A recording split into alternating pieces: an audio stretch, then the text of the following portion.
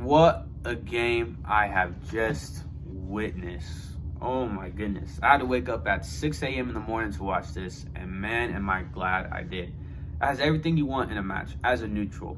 I mean, unless you're Liverpool and Chelsea, but other than that, it had the drama, it had the fight, and it had the last minute winner. What a game it was to watch.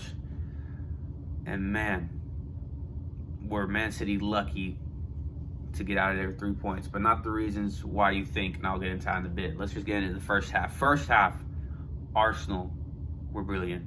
Oh my goodness, they were so good. They had us backed up, and they were just relentless with that pressure. And they deservedly got a goal. I believe they could have came out that first half maybe with 1 or 2, but they deservedly were winning that game.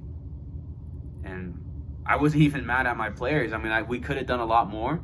We probably could have matched their work rate, but you're gonna have games like these, and we just didn't. And what a game plan they had! A hell of a game plan, and it was working.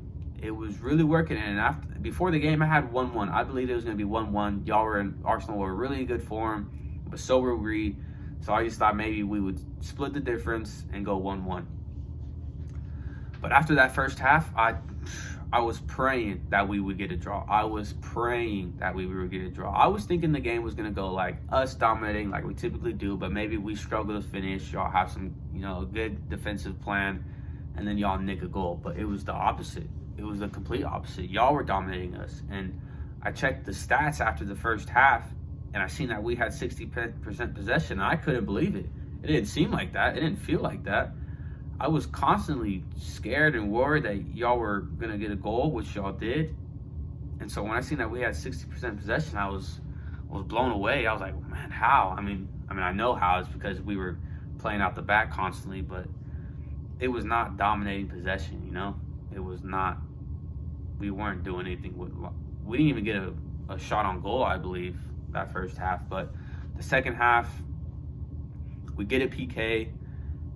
And honestly, I think that's the only controversial call that the ref made. Everybody on social media, ever since the final whistle blew, everybody's been giving this guy absolutely crap for the game, saying that he had a terrible game, that he's handing us the title, robbed Arsenal. But I don't believe he did. I think other than that call, that's the only call that was controversial, and that's because for me, I'm not into this soft game. I hate how the game is going. I hate how soft it's getting. So for me, I personally wouldn't have called it. But in this new modern day of football, it is a PK. He tripped him up. He had a handful of his jersey, and that is a PK. I personally wouldn't have called it just because I believe the game's getting soft. And what are defenders supposed to do these days? If that was me, I would be upset too, just because I could see Ruben Diaz.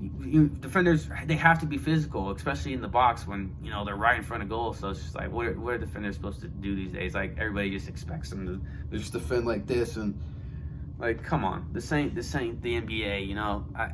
I hate how soft it's getting. But other than that, I think that's the only controversial call he made. But we get the goal, and then I believe.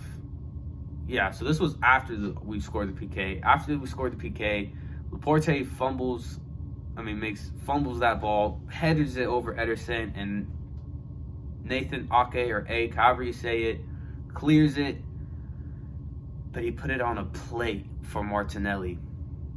And how Martinelli missed, I don't know. It happens, but he should have put that away. That would be 2-1, and I really do believe y'all would have at least came out with a point.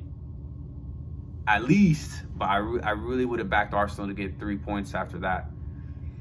But then he misses that, which he should have put away. But Gabriel, you cannot be making those challenges. You cannot make that challenge.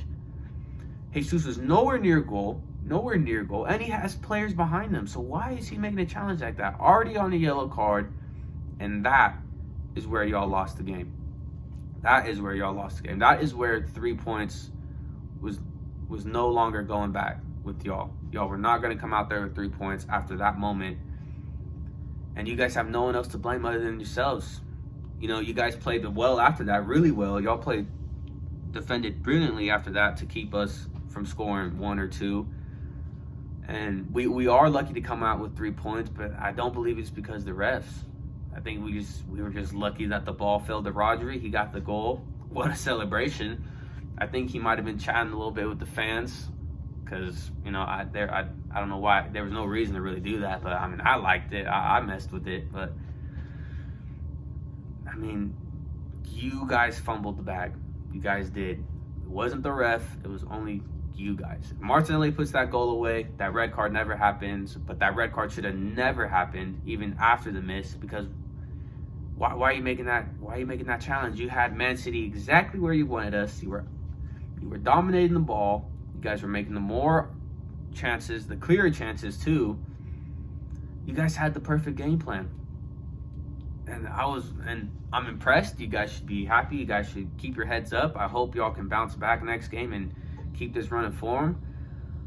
But you guys have no one else to blame other than yourselves. Don't blame the ref. You guys are doing the ref really dirty here by saying, I'm shocked by some of the things I'm seeing on social media about the ref, about Man City. Don't know how this is really Man City's fault. We just played the game. We fought to the end. Good job on them. But other than that, this is, you guys have only yourselves to blame. You guys had a perfect game plan. You guys executed it brilliantly, but you guys just didn't keep your composure. You got the red card. You missed some big chances, and we nicked the final last-minute goal. Now, and that's all I got to say for Arsenal. I hope you guys can pick your heads up.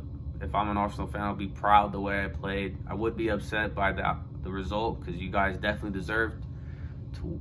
You guys should have, not maybe, I wouldn't say deserved, but you guys should have won that game by the way y'all played.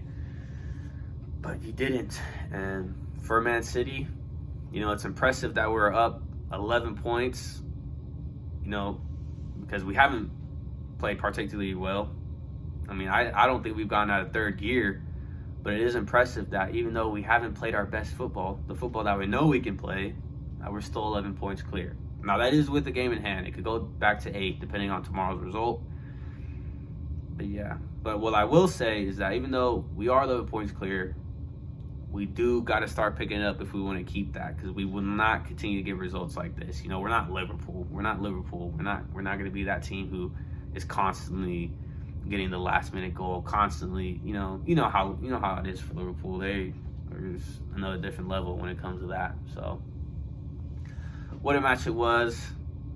I don't like the way we particularly won, but it is what it is. I'll take it. This is what champions do. Matches like these, you just gotta grind out. We did it. I'm happy.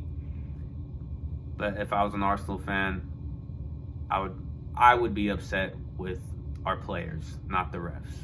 Other than that, you guys played well. This is my first video in a really long time. I got a new camera. I'm going out to get a PC soon, so expect more videos coming.